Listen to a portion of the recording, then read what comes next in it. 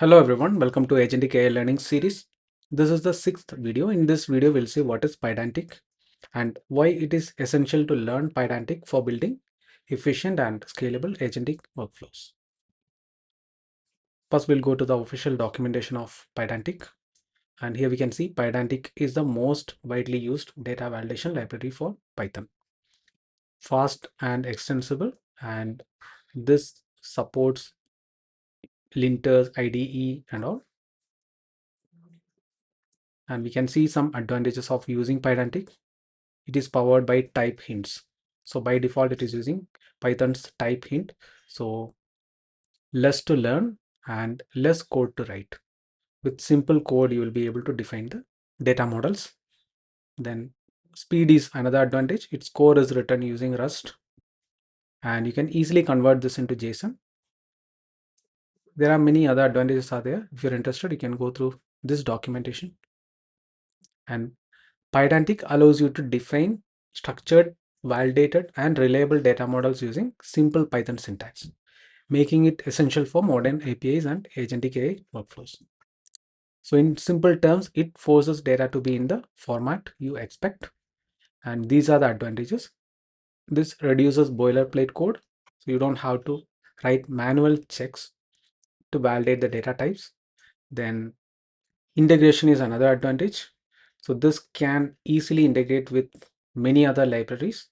And for example, if you want to get a structured output from some of the libraries, you can directly pass the Pydantic object there and get the response from the LLM. Then type conversion. So it intelligently converts the type.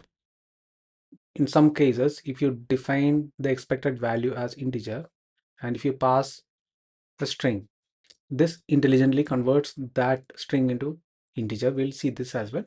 And JSON serialization, you can easily convert your object to JSON, and its core validation logic is written in Rust, so it is extremely fast. And we will look into this example. Here I am inheriting this from the base model in the Pydantic. You can see what is base model class. This is the parent class that you inherit from to create your own models.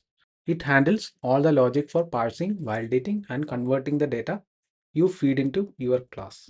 So you need to define your object using the base model. You can see here I'm using field. We can use this for customizing the validation or adding some metadata. And this three dots, this is called ellipsis, and this acts as a placeholder for the default value. And literal we can use when the field must be one of the specified set of fixed values. So here we are expecting the device type to be one of this value. Now we'll start coding. So first you need to install Pydantic. In the terminal you can do uv add Pydantic.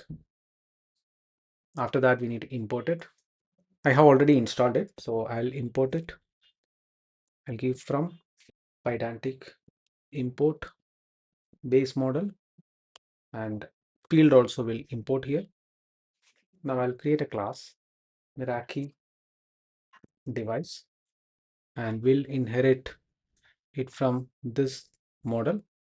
And first I'll define only one key here. I will call device ID, and I'm expecting this to be an integer. Now we'll create an instance of this class. I will call device 01 equal to Meraki device. So you can see here by default it is showing the device ID. Now I'll give device ID equal to 1. Now I'll do a print of device 1, print of type of device 1. Let us try running this. So this is having device ID 1, and this is an instance of Meraki device. So we're using this class. Now if you want to set certain rule for the ID, now I'm giving integer here. So what we'll do, we'll try to print the ID of this device ID. This is an integer. Now let me try defining this in a string format. I'll give 100 here. Still, it is considering this as an integer. So this is intelligently converting the types. Okay, I'll change this to an integer itself. Now here, if you want to add some validation conditions or set the metadata, what we can do, we can give equal to field, and here first I'll give 3 dots. Here we can see the first parameter is default. So this is a placeholder for the default value. Now if we set any value here, that will be the default value if we are not giving this. But now here it tells Pydantic to throw an error if this key is missing from the input. So I'm giving 3 dots here. So this is a placeholder for the default value. Now we have multiple options here. We'll go through this. So I will say that, okay, the value should be greater than 0 and it should be less than 999. So let me just give that gt equal to 0, then should be less than 999. And we can even add additional metadata like description. I'll say that it is device ID. All these will be helpful when you are creating the structured data in the agentic AI workflows. Those things we'll see later, but now here we are trying to learn Pydantic. So let us try running this. Now what I'll do, I'll change this to 1000. See, now it is throwing a validation error. So it is saying input should be less than or equal to 999. In this way, it can validate the data. Next, we'll add a string. I'll give host name. It is going to be a string. We'll put it as a simple string. Now this is going to be a mandatory value. Let me give 10 here. If we try running, now we'll be getting another error, field required. So hostname field I'm not passing. We can see in the error itself, I'm not passing the hostname. Let me try adding even the hostname. I will call this mx100 new. And if you run it, this will work. Now, if you want to print the hostname, you can do the device01.hostname. Now we'll set the serial number that we will set it as an optional value. I will give serial. It is going to be a string. And what we can do is pipe none equal to none. So the default value is going to be a none value. You can see here, still it is coming and serial is none. Now, if you want to set a default value, there is another way. I'll set MAC address. It is going to be a string and I'll set the MAC address. Now we'll try running this. So by default, it is setting this MAC. If I want to set any other MAC, what I can do, I'll give MAC equal to, and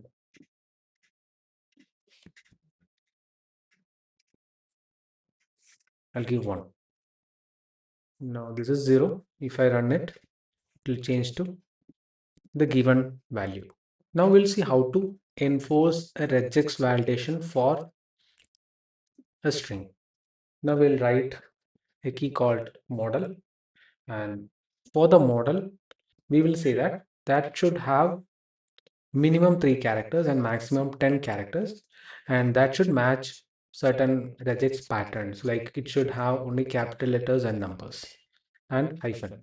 Let us try that. I'll say that this is going to be a string and use field, then 3 dots. So it is going to be a mandatory value. Then I'll give minimum length 3, then maximum length 10. Then I'll put a pattern. This is a regex pattern. It says that, okay, it should start with A to Z, number 0 to 9 or hyphen, and this is going to have maximum 10 characters, 3 to 10 characters. Previously, I have created a detailed video on regex. You can watch that. Now let us try this.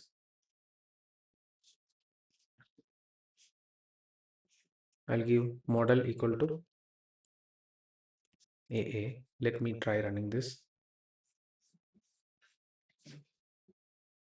So it should be less than 3 characters, and I'll try giving small letters. See, still it is saying that it should match this pattern. Now I'll give mx-100. Run it. Now it is working.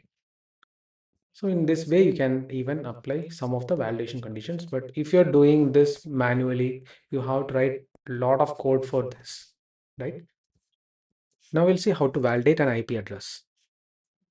For that, first we need to import Pydantic IP address. So from Pydantic dot networks import, we have multiple options here. What I'll do, IPv4 any address I'll give. We'll see both options, like from the IP address module also you can import and use it. That also we'll see. First, we will set the IP of the device, IP. And for the IP, I'm expecting this as a valid IP address. This can be either IPv4 or v6 address. If I give any, then simply I'll add a description. Device management IP. Okay, now if you run it, so it is a mandatory value. It is saying that IP is missing. I'll try to give an invalid IP.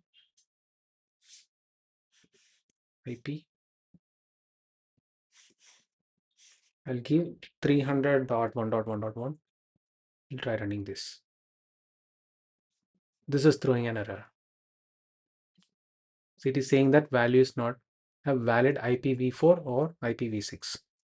If I give 200, this is a valid IP. So it is accepting. You can see here also. It is an IPv4 address object. Same like this, I'll comment this. I'll set an IPv6 address, IP equal to, I'll add the value here. This is a valid IPv6 address. And we can see it automatically detects this as an IPv6 address. But if I add additional value here, it will say this is an invalid address. So in this way, you can even validate IP address using Pydantic. And there is one more way. We can import from IP address, import IPv4 address, IPv6 address. Here I'll give gateway. And for that, I'll give IPv4 address. And I'll set it as optional. I'll give none equal to none. Since it is an optional value, without this also validation will run. Now we'll see how to set a dictionary. So I'll create a key called network, and this is going to be a dictionary, and this is going to have two key value pairs. We'll run it. So now we'll get an error. So we are not passing network. So it is saying that, okay, you need to give some values here. So let us create that. Simply, I'm just passing a dictionary. You can give like any kind of dictionary here. Key value pair here. For identifying this, I'm just passing an ID, a name. So we'll run it. I need to give comma here. Yeah, now it is running. Now, if you want to get ID, what we can do is print device 01 dot network, and I'll give ID. So we are able to get the data. Same like this, we can even give the name. Now we'll try adding a type field here, type, and for that we need to import literal. Here I'll give from typing import literal, And so here you can pass the parameters, and so the value should be from this literal list. So let me just try giving a list here. Literal, then I'll give router, then switch AP. We can even give firewall or anything. So now if we run it, we'll get an error, and here if I give type equal to firewall, we'll get an error. So it is saying that input should be router, switch, or AP. So what I'll do, I'll add firewall here.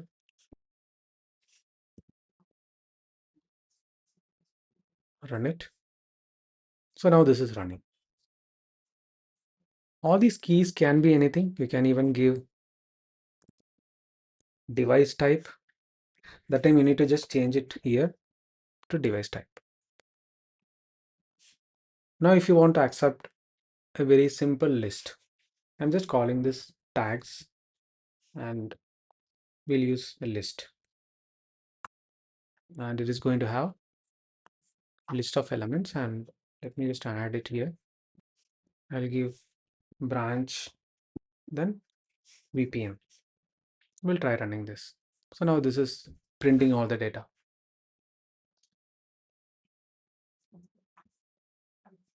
This is printing the network, then tags and all. So from here also you can just get the data using same logic. Now if you notice, this is an instance of Meraki device class. Now if you want to convert this into a JSON, so what we can do is, before that let us try printing the type of it. Print type of device 1.